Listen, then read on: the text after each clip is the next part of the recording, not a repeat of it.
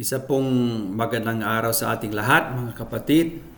Sa pag-aaral ng Biblia ng Lumang Tipan, dadako na po tayo sa ika-4 na libro ng Biblia na tinatawag natin sa Tagalog ang Aklat ng Bilang o yaka sa English Numbers. Bakit ito tinatawag ng bilang o numbers?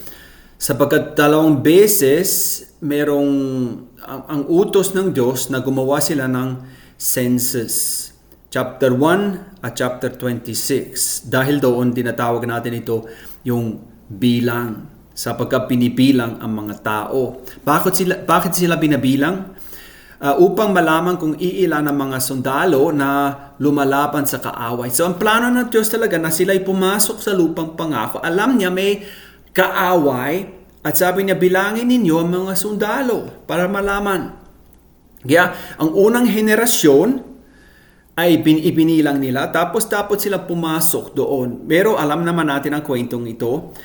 Kaysa sa halip na umasa sa Diyos at nagtiwala sa kanila, hindi sila sumunod sa mga utos ng Diyos at ang dapat na isang maiksi lamang paglalakbay ay nagiging 40 taon. Hanggat mamatay ang unang henerasyon at tumating na ang susunod na henerasyon. Tapos utos muli ng Diyos sa kanila na gumawa ng census. Sa Hebrew, tinatawag itong libro nasa disyerto. Galing ito sa Numbers chapter 1 verse 1 kung saan sinasabi at sinabi o nagsalita si Yahweh kay Moises sa disyerto o kaya sa ilang. Kaya tinatawag nila ito ilang sapagkat kung iisipin po natin, ang ikinukwento ng aklat ng bilang talaga ay ang kasasayan ng Israel noong sila'y umiikot, paikot ng mahabang panahon ng 40 taon. Ito ang ikinukwento ng aklat ng ito. Tingnan po natin saglit dito ang kanilang dinaanan. Sabi sa Numbers chapter 33, umalis ang mga Israelita sa Rameses. Dito po ang Rameses sa Pantang Norte ng Ehipto sa probinsya ng Goshen. Nang ika-15 araw ng unang buwan, kinabukasan ng Pasko, sila umalis doon. Kung isipin po natin, tinitingnan ninyo ang mapa dito. Mula rito sa Goshen, papunta sa lupang pangako, madali lamang. Sabihin natin, kung diretso talaga baklalakbay, mga 1 linggo, 2 linggo siguro. Diretso lang talaga. Pero, ang iniiko naman ng Diyos sa kanila ay malayo, di ba? Papunta sila sa south. Bakit? Sapagkat alam ng Diyos, kung diretso sila humahad lang sa kaaway, baka babalik sila sa Ehipto. Ayaw nang humad lang sa mga kaaway nila doon. Lumaban sa kanila. Kaya ang binawa ng Diyos kaysa sa madaling daan, sabi niya dito na tayo daan, pumunta sila sa puntang south. Papunta sa Mount Sinai Peninsula.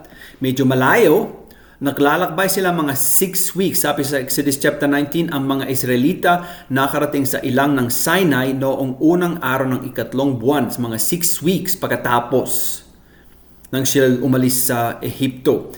Minsan sinasabi na ang Mount Sinai, yung bundok ng Diyos, ay dito sa Sinai Peninsula. Pero mas sigurado na ang Mount Sinai talaga ay nasa Arabia. Sapagkat pati si Pablo, sinasabi niya sa Galatia chapter 4 verse 25, now Hagar stands for Mount Sinai in Arabia. Ang Mount Sinai, sabi niya, nasa Arabia talaga. Kaya mas posible talaga na ang dagat na kanilang dinaanan dito ay dito banda papunta sa Arabia. Tapos ang Mount Sinai dito naman, Mount Sinai at Mount Horeb ay magkatabi na bundok. So dalawang beses nakita nila ang kaligtasan ng Diyos. Ang una, iniligtas sila ng Diyos galing sa Goshen, di ba? Tapos dito sa dagat, iniligtas din sila ng Diyos. Dalawang beses. Pagkatapos noon, tumagal sila dito ng 1 taon. At binigyan sila ng kautusan, tapos yung mga instruction kung paano gumawa ng tabernakulo ay atin ang pinag-aralan nito last time. So Sabi sa Exodus chapter 40, kaya ang tabernakulo itinayo nila noong unang araw ng unang buwan ng ikalawang taon. So mga 1 year pagkatapos sila umalis.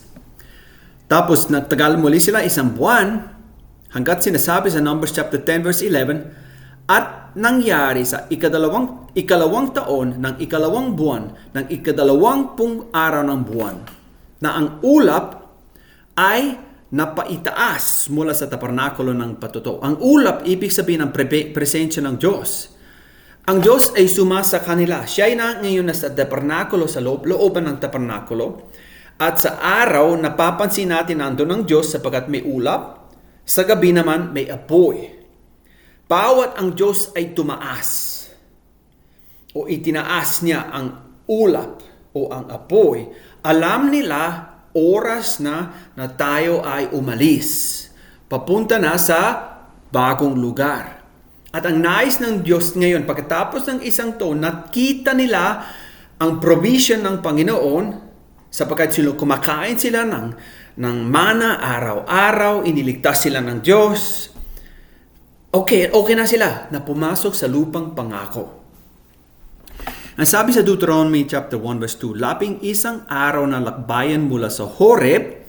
Ang Horeb muli ay magkatabing bundok ng Sinai. Kung dadaan ng bundok ng Seir hanggang sa Kadesh Barnea. Mula dito sa Mount Sinai papunta sa Kadesh Barnea na yung papasok sa lupang pangako.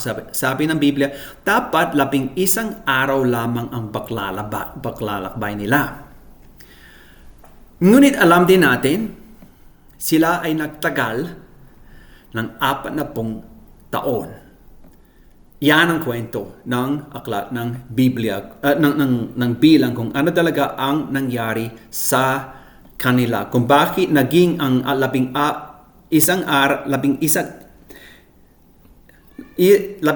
araw ay nagpaklalakbay ay nagiging 40 taon. So, ito po ang outline ng aklat ng bilang. Chapter 1 to chapter 10, yung paghahanda para sa paglalakbay. Kaya gumawa ng census, ang paghihiwalay ng mga saserdote, kung anong tungkulin ng mga saserdote, tapos kung anong ibig sabihin ng malinis na kampo. Tapos muli, chapter 10 verse 11, itinaas ang ulap, sabi ng Diyos, eto na, panahon na pumasok doon sa lupang pangako. Pero kaya naglalakbay na sila papuntang sa Kadesh Barnea. Sa panahong yon, bago pa sila pumasok sa lupang pangako, may mga tukso, may mga pagsubok ng Diyos para sa kanila. Ang unang tukso sa kanila ay ang pita ng laman. Sapagkat sawa na sila sa kinakain nilang tinapay araw-araw. Sabi niya, sawa na kami sa pagkain ito. Gusto nila ng karne. Kaya sabi sa chapter 11 verse 5, mabuti pa sa Ehipto, doon nahihingi lang ang isda at naalaala pa ninyo ang pipino, pakwan, sibuyas, bawang, gulay na kinakain natin noon. Ang sarap talaga, bawang. Gusto ko ng bawang, pakwan, sibuyas. Sawa na ako dito sa tinapay na ito na kinakain araw-araw. Yan ang ugali nila. Kaya binigyan sila ng Diyos ng karne, ng pugo. Naging tukso sa kanila. Tapos yung pagsubok kay Moses, lumaban si Miriam at si Aaron sa kanila, kay Moses. Tapos, ang paghihimagsik labang sa Diyos, ito pa siguro ang pinakabuo ng kwentong ito, sapagkat sabi na Diyos, bago sila pumasok sa lupang pangako, magpapunta muna sila ng mga tao doon upang tingnan ang lugar sa yung mga spy, di ba? I-spy nila ang lugar, bumalik sila, pagkatapos ng 40 araw, bumalik sila, at sabi, maganda ng lugar. At masarap ang pagkain, masarap ang yung mga gulay doon at mga prutas. Pero may higante, 'di ba? May higante. Hindi natin kaya labanan yung mga higante. Kaysa sa sila tumiwala at tumingin sa Diyos, tumingin sa mga problema. Kaya hindi sila nagtiwala sa Diyos, sa halip sila ay nagrebelde sa Diyos.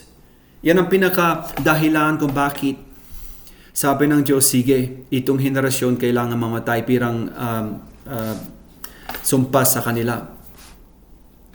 Pagkatapos noon, si Korah, lumaban din kay Moses, sabi niya hindi dapat si Moses lamang ang maging leader, pwede kahit sino pwede maging leader. Tapos inuulit ang mga tungkulin ng mga saserdote.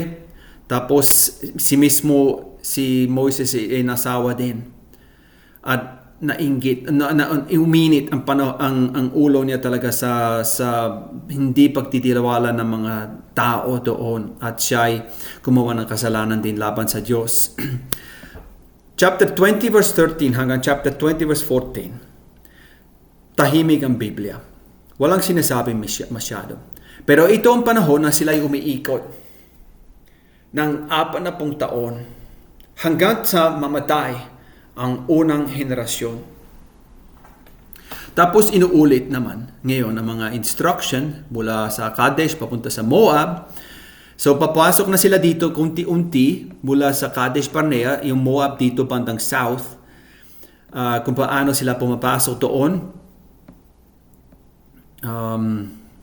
Una, hindi pinayagan ni Edom na tumaan sa kanilang lupa, kaya kailangan umikot. Tapos, ang kwento ng kamatayan ni Aaron, tapos ang ahas na tanso, ang pagtatalo sa mga Amorites, tapos yung kwento ni Balaam. So, si Balaam ay tinawag ni Balak na hari ng mga Moabite upang sumpain ang Israel. Pero hindi niya kayang sumpain ang Israel. Sa halip, pinagpala pa sila ni Balaam. So, mas lalo nagalit si Balak na hari ng Moab. Pero dito mismo may isang prophecy na maganda sapagkat dito pinapanggit muli ang binhi ng babae na darating. At maliwanag talaga na ito si Jesus. Sa Numbers chapter 24 verse 17, sinasabi, meron akong, si Balaam na nagsasalita dito, meron akong nakikita, ngunit hindi pa ngayon magaganap. Nakikita ko ngayon ang mangyayari sa hinaharap. Mula sa lahi ni Jacob ay lilitaw ang isang bituin, sa lahi ni Israel ay may maghahari rin. Sino yon? Ang binhi ng babae. Muli si Jesus ito. Siya ang bituin na lilitaw.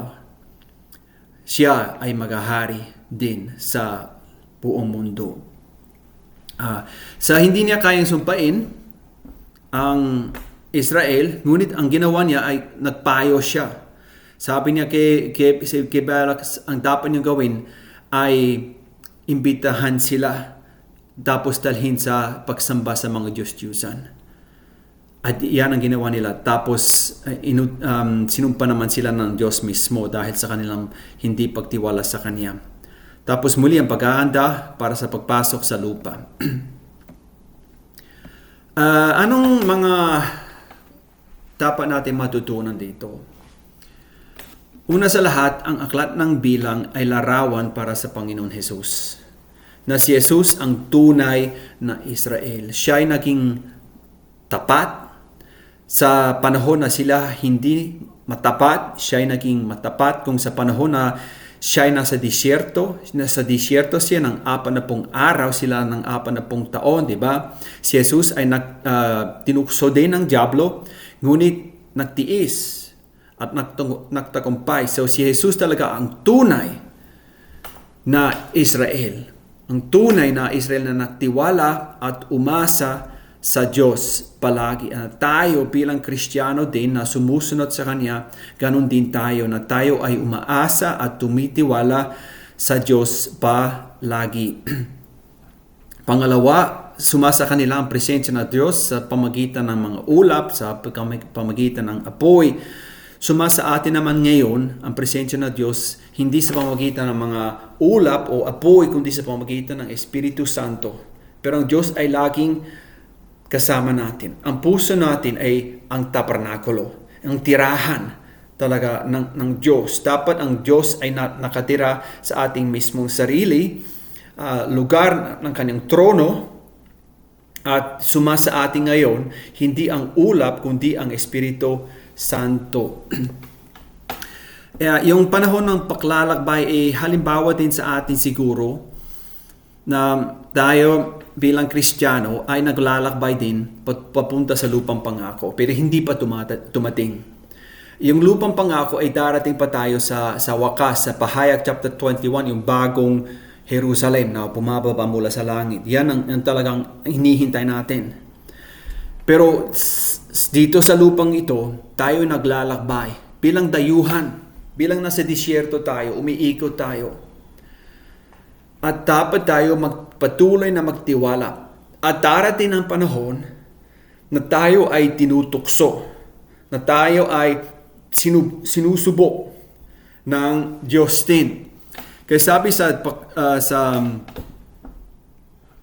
Deuteronomy chapter 8, sabi ni Moses, alalahanin ninyo kung paano niya kayo pinatnubayan sa loob ng 40 taon upang matuto kayong magpakumbaba. Sinubok niya kayo kung susundin ninyo siya. Sabi ni Moses dito, ang prinsipyo na tayo ay sinusubok din ng Diyos upang matuto tayo na maging magpapakumbaba at magtiwala sa Kanya. Kaya halimbawa ito sa atin sa buhay Kristiyano natin na dapat tayo magtiwala palagi sa Kanya. Ito po siguro ang mga mensahe ng Aklat ng Bilang para sa atin. Ganito po lamang ang ating mensahe ngayon. Pagpalain nawa kayo ng Panginoon. Amen.